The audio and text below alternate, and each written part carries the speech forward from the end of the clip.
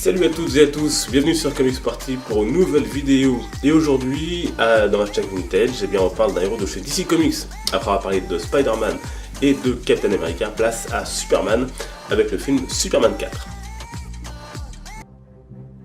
The greatest hope against the threat of nuclear war. Superman 4, The Quest for Peace, ou le face-à-face en français, est un film de 1987 anglo-américain réalisé par Sidney G. Furie. Il est fait donc suite au très bon Superman The Movie, Superman 2 et au déjà moins bon Superman 3. Dans ces trois films, c'est bien sûr le regretté Christopher Reeve qui tient le rôle de l'homme d'acier. Et dans ce quatrième opus, Lex Luthor, toujours décidé à anéantir Superman, décide de créer son propre super-héros et décide de voler l'ADN de ce dernier contenu dans un cheveu présenté dans un musée. Il crée alors Nuclear Man, l'homme nucléaire, un homme fait d'une matière que Superman ne peut combattre. Alors déjà, le film souffre de plusieurs sous-intrigues pas vraiment efficaces, comme le rachat de Daily Planet ou la lutte contre la montée à l'armement nucléaire, qui avait pourtant beaucoup de force en cette période. Après visionnage du film, une question se pose: comment expliquer qu'il soit aussi raté et que les effets spéciaux soient moins bons que dans le premier volet sorti pourtant presque 10 ans plus tôt? Alors une première des explications se trouve déjà dans le budget. Au départ, celui-ci devait être de 37 millions de dollars et a été ramené à 17 millions. Alors cette coupure a des effets directs sur les effets spéciaux du film, comme les scènes de vol qui en prennent un sacré coup. Autre exemple, dans cette scène, Nuclear Man détruit un mur de la Grande Muraille de Chine et Superman le reconstruit en se servant de son regard laser qui fait réapparaître les briques.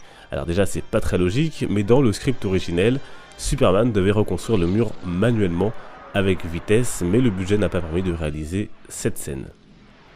Parmi les ratés, il y a indéniablement Nuclear Man, joué par un illustre inconnu, Mark Pillow.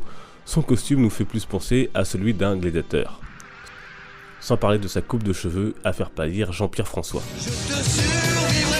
Les effets spéciaux sont donc pour la plupart ratés et le combat de titans qui devait avoir lieu entre Superman et Nuclear Man tourne parfois au ridicule tant les effets spéciaux sont loin du compte.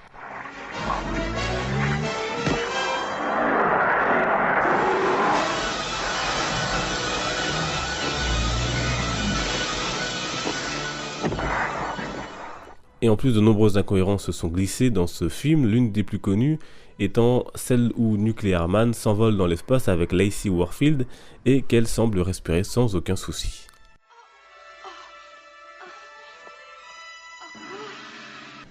Après visionnage de ces 1h30 de Superman 4 qui a été coupé car elle pensait en faire un cinquième, il ne fait aucun doute qu'il est le plus mauvais de la saga. Il faudra ensuite attendre 19 ans pour que Superman ait le droit à nouveau aux faveurs du cinéma avec Superman Return, puis Man of Steel en 2013 et le très attendu Batman v Superman dans quelques jours. Voilà, j'espère sincèrement que cette vidéo vous aura plu. Si c'est le cas, n'hésitez pas à laisser un petit pouce bleu, à vous abonner, à laisser un commentaire. Et d'ailleurs, en parlant de commentaires, n'hésitez pas à me dire, si vous le souhaitez, le film, la série, le dessin animé dont vous aimeriez que je parle dans les prochaines vidéos, comme l'ont fait d'ailleurs Jackson Yu ou Ultimate Neurosis, deux très bonnes chaînes sur YouTube que je vous invite à découvrir. N'hésitez pas à le faire. Je vous souhaite de passer un bon dimanche et je vous dis à très bientôt. Ciao!